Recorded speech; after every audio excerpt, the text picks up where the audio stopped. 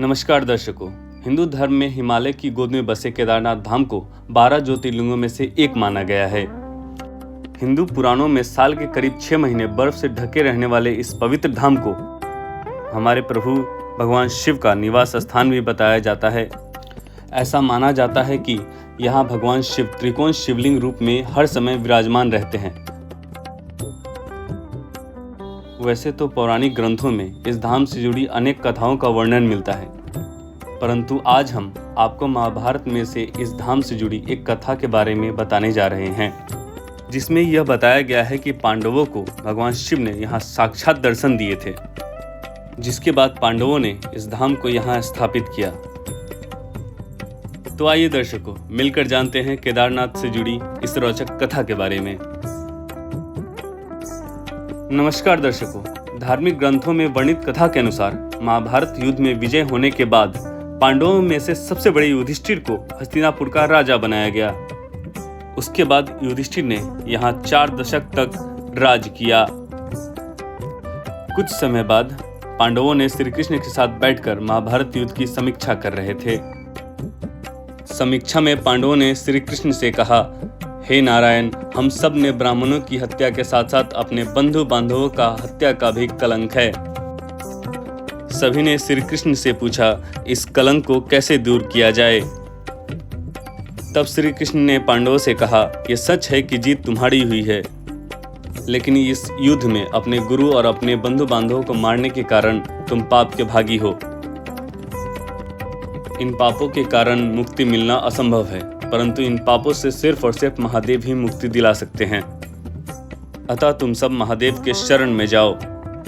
इसके बाद श्री कृष्ण द्वारका लौट गए। उसके बाद पांडव अपने पापों से मुक्ति के लिए चिंतित रहने लगे और मन ही मन सोचने लगे, इस राजपाट को त्याग कर शिव जी की शरण में जाएं। एक दिन पांडवों को पता चला कि वसुदेव अपने देह त्याग कर अपने परम धाम को चले गए हैं। यह सुनकर पांडवों को भी पृथ्वी पर रहना उचित नहीं लग रहा था। गुरु, पितामह और सखा साथी तो युद्ध भूमि में पीछे छूट गए। माता, ज्येष्ठ पिता और विदुर भी वनगमन कर चुके थे। सदा के सहायक श्री कृष्ण भी नहीं रहे। ऐसे में पांडवों ने राज परीक्षित को सौंप दिया और द्रौपदी समेत हस्तिनापुर छोड़कर शिव जी के तलाश में निकल गए। हस्तिनापुर से निकलने के बाद उसके बाद पांचों भाई और द्रौपदी महादेव के दर्शन के लिए सबसे पहले पांडव काशी पहुँचे, पर महादेव उन्हें वहाँ भी नहीं मिले। उसके बाद उन्होंने कई जगह महादेव को खोजने का प्रयास किए, पर जहाँ कहीं भी ये लोग जाते वहाँ से शिव जी चले जाते हैं। इस क्रम में पांचों पांडव और द्रौपदी एक दिन शिव को खोजते हुए हिमालय तक आ पहुँचे। यहाँ भी जब शिव जी ने इन लोगों को देखा तो वे छिप गए, परंतु यहाँ युधिष्ठिर ने भगवान शिव जी को छुपते हुए देख लिया था।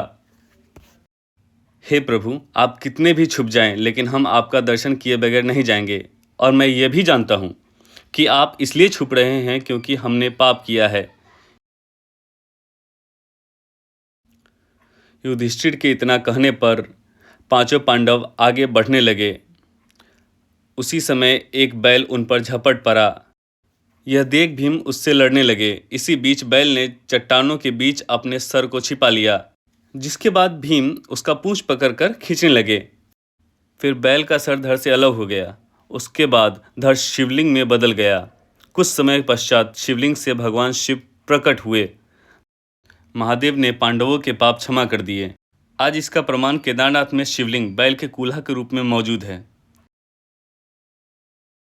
महादेव को साक्षात देख पांडवों ने उन्हें प्रणाम किया।